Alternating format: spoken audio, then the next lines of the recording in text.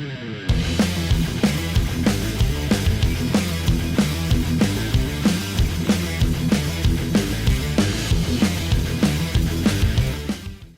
is Patrick from WSOU 89.5 FM, the loudest rock, and I am here with Lajon Witherspoon from Sevendust. How you doing today? I'm doing fantastic. It's been a pleasure to talk with you, brother. So you're coming to us from Nashville, Tennessee. You're on the road right now. What's this tour been like so far? This tour's been great. We're out here with Mammoth, which is Wolfie Van Halen and the boys, and then Alter Bridge. It's been an incredible run thus far. The shows, some have been outside amphitheaters, but it's been great. So the other night, we were in Canada. We went over to Canada and we were playing Quebec. And at 5 o'clock, they said the storms are coming in and we're going to probably have to push the show back. Everybody get geared up. Well, at 8:30, we're still sitting in the back and they canceled everything. So Mammoth only played maybe 4 songs and lightning hit. Then they said, okay, well, we could reschedule it. Or how about you guys stay for another night and then play tomorrow night? So we ended up staying in Quebec and playing, and the show was incredible. And each show has been very special because we've kind of grown up together with the Alter Bridge guys. And then knowing Wolfie ever since he was this big and his daddy, you know, being friends with us, it's a very special tour. So every night's been great. So I don't look for it. I don't look for it to be over, you know, and sometimes you're ready to get off a tour. This one, I'm not ready to get off. We only have 2 more weeks and I still wish we had like 5. Absolutely. And you're supporting your new album, Truth Killer. Now, this album has very classic Sevendust formula, very heavy and very melodic. And like, obviously it's easy to take that for granted now, but back in the day, you either had to be heavy or melodic, but you guys said, no, we want to do both. When did the sound first come out of you guys as a band? When we first got together, it was just that was it. That was it. I came from a very soulful background and soul, and I feel like the guys wanted something like that. When Benny and Morgan and John came into a little restaurant that I was working at, and I was on Monday nights playing cover songs, singing even flow off key, but having a good time. And it was just something when we got in the rehearsal room for the first time. I remember John didn't even have a damn guitar strap. He was always a drummer, and the sound that we just put together, man, it was like just magic. And it was like, you know, and I remember being a 20-year-old kid, like there's something different with this right here, and this is where I want to be. And look, you know, a million years later, we're still hanging in there like a hair in a biscuit. So what's up? Yeah, you're continuing to build on that sound with this new album. When did the songwriting process for Truth Killer begin? Shortly thereafter, they let everything kind of out. You know, we're always writing together and sending music back and forth. But I feel like our best stuff is when we are together as one and as a band. And we were able to get together in a location, a farmhouse that we have, my family has in Kansas, and really unplugged from everything around. And no one had any idea in this little farmhouse that Sevendust was banging out Truth Killer, popping fireworks in the backyard, cattle getting loose, me and John chasing my cows. I mean, just like it's just a lot of good stuff happened. And I feel the energy in this album kind of gave us that innocence as that band when we first started. It makes sense. You know, we had to find areas to jam the songs in, and grandma's bedroom, and then going in grandpa's bedroom, you know, because, you know, you get that old 98 and 100 years old, they sleep in different rooms. They have different schedules. So it was really cool one night to see the sun going down and looking at this 300 acres out there, and to go out to the front window, and the window was open. And I remember looking in the window and you could see Benny and John standing up and Clint behind another computer, and they're just getting tracks for Truth Killer. And I'm like, this is crazy. If someone drove by here, which they wouldn't, it's a dirt road, and they saw this happening, what a special time for us. And it was great, you know, to tell stories, to scare each other, you know, and to cook out, you know, just and wake up in the morning and go jogging and then come back in and write another song for Truth Killer. It was cool. We'll definitely do that again. Yeah. How do you think making this album in that setting, very isolated on this 300-acre farm, kind of impacted the sound, the finished product? It just, I just think we just felt free. A lot of the guys say that it was the best writing session we ever had. I just really feel like it brought us really close together.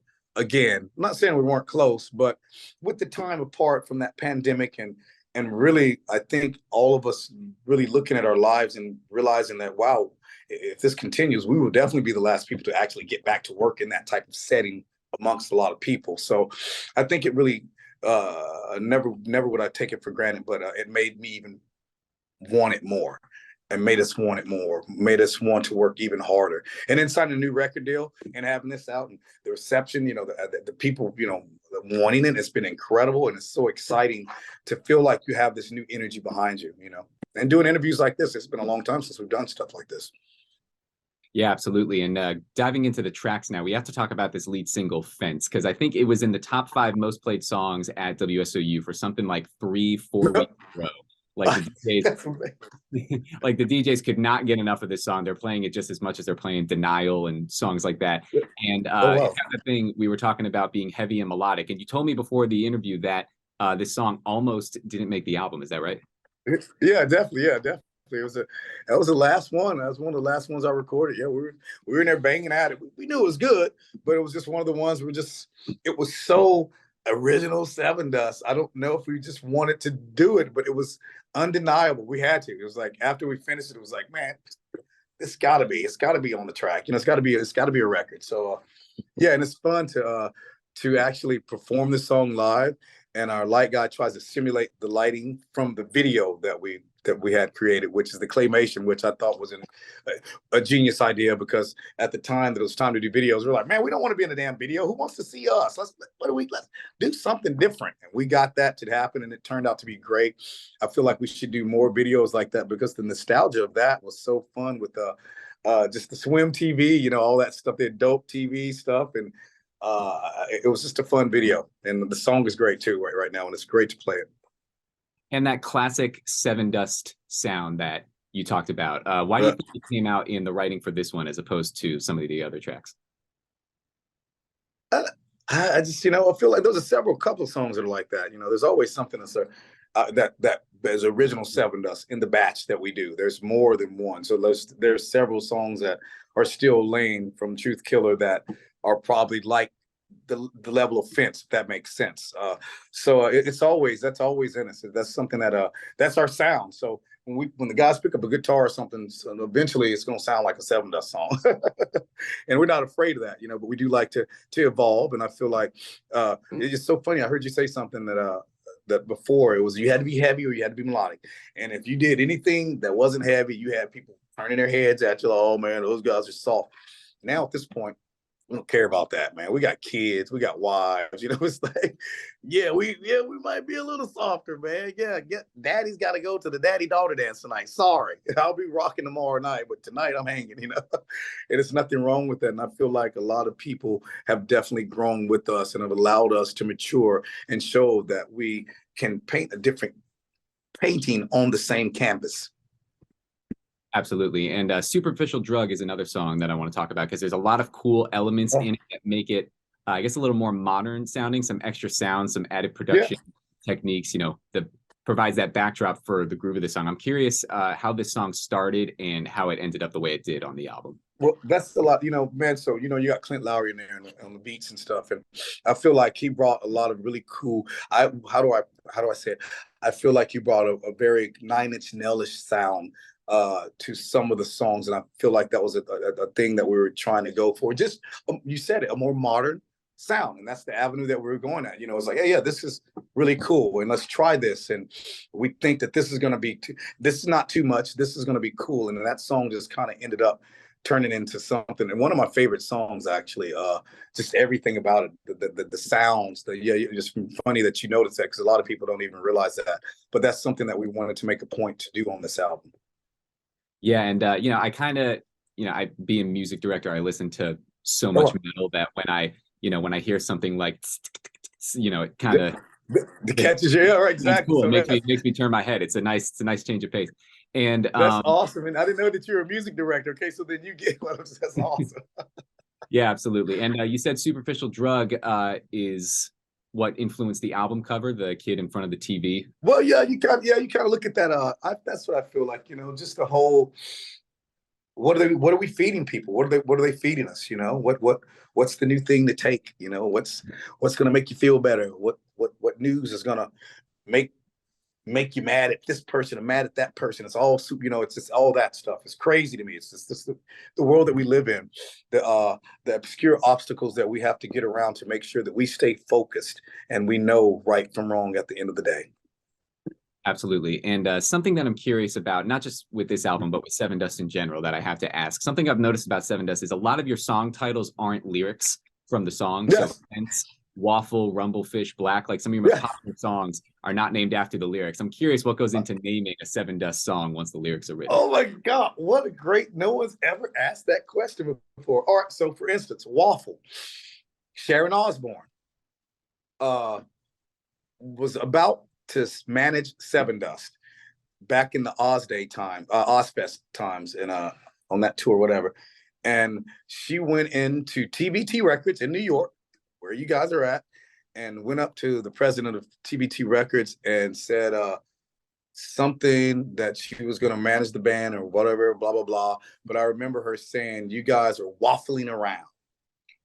And that's so that key word, and Sharon Osbourne being Sharon Osbourne, we named the song Waffle. So it was like, so it was an inside thing with us. And some of the songs are like that, man. That's something interesting. I've never really thought about it, but yeah, some things are just more, some of it's personal and just, like, hey, yeah, guess what? Until someone asked, what's Waffle? Why would you name that song Waffle? Oh, because Sharon Osbourne said you guys were waffling around. So and that's one of her terms. We'd never heard it before. Yeah, that's awesome. Funny. And something else I have to ask you about is there's been a lot of talk lately about the resurgence of nu metal. And I don't know if you guys consider yourselves a nu metal band, but you definitely came up during that era. Now you have bands like Orthodox, Cane Hill. You toured with Tetrarch last year. What do you make of this resurgence of this genre now in 2023? Okay. All right, so listen, I don't know who made that word up. I think it's amazing that you can just make up a word and all of a sudden you have a big following of people that are like, yeah, but I would rather be nu metal than old metal. So with that being said, I feel like we were put in that era because we were in it, but it's fine. I let people call us, I feel like we're a rock and roll, soulful rock band, metal band, soulful metal band, whatever you want to call it. I don't know, nu metal. It's funny. I don't mind being in that category because I feel it's awesome that music is resurging and we're not letting a movement get away from us and get so far away that we don't even like it or listen to it anymore. I think it's a beautiful thing that it's coming back around. These bands have a chance to share that music and that energy. And maybe that's what we need right now, to have those type of memories back in our lives, to build it back up to that good feeling, and if that's what it takes, man, I'm behind it. It's funny you say that because last night I got an offer to host a nu metal show in Texas. I'm like, what does that mean? Oh yeah, man, you'll be the DJ and you'll get a set list and you'll play all the nu metal songs and even maybe sing over it. I'm like, oh, I don't know. I'm not gonna sing over anyone else's song like the DJ. I said it might be interesting if you pay me enough cash to do it. But no, I'm definitely behind this movement. Like we did the Sick New World in Las Vegas, even though we only played 13 minutes and 28 seconds because everything blew up. It was so hot. But to be amongst the Corns, let's see, Sisters of Mercy, Body Count was beside us at one point in time in the trail. I mean, everybody that you grew up was there, and it was so cool to see that movement, take charge like that. So I look forward to. I don't mind being I don't mind being nu metal if that's what it is, But who made that word up? It's like, I don't know. Yeah. Who's that guy? Is he getting rich from it? Because I would hope he would be. Yeah. No, I just figured I'd ask because I feel like Sevendust is always on like that list of like, it's like Korn, Limp Bizkit, and all these bands where it's like half of the bands are like, I don't know. That's not me. So. Yeah, see, that's exact. Thank you, because I don't know the right thing to say because I don't want the nu metal people to like, man, they'll do. So yeah, it's really crazy, but it was fun being in the heyday and touring like with Limp Bizkit on the Ozfest during that nu metal era when they had the toilet seat out there and Fred was singing on the toilet and we had the likes of rest his soul Lynn Straight from the band Snot out there and Tool was out there on tour with us. So yeah, that was a good time, man. I hope that type of energy comes back around. Absolutely. So Truth Killer by Sevendust is out now. You're on the road supporting this album. Is there anything else you want the people to know about Truth Killer, Sevendust? That it's been incredible thus far with the album coming out, and the reaction has been lovely. Thank you. Thank everyone for the support. We love you. And we just look forward to getting out there and jamming in everybody's town. But we just look forward to, rocking out, and doing what we love to do. And I feel like music is a healer. And I feel like we're doctors, and we're just here to give you guys the medicine. Fantastic, LJ. Thanks a lot. This is Patrick, WSOU 89.5. Check out Sevendust, Truth Killer. I love me some WSOU, my brother. Thank you so much. So proud of you, and good luck with everything. All right. Thanks a lot.